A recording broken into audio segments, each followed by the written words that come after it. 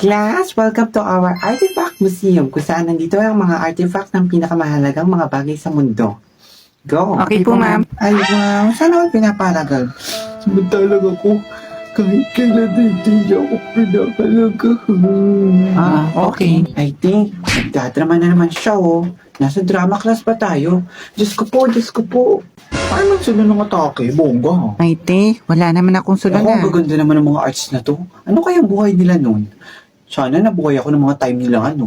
Kung ganun te, for sure, abo ka na ngayon at tatatarin lang sa'yo yung mga buto mo. At least may natira, di ba? Ano ba yan? Bakit pa kasi ako sumama sa tour na to?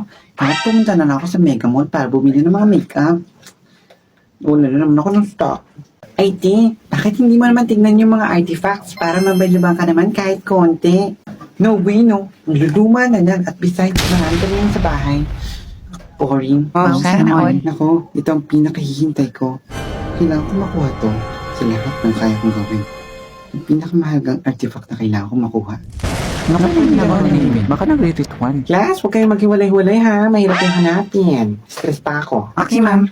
Ay ma'am, hindi po kayo makakasure na hindi po kami magkakahiwalay-hiwalay kasi hindi naman po kami nakabisya. Pinapula sa pumpa ko, Luna. Charot.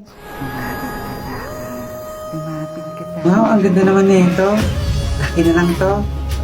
Ano naman kaya ang gagawin ko rito?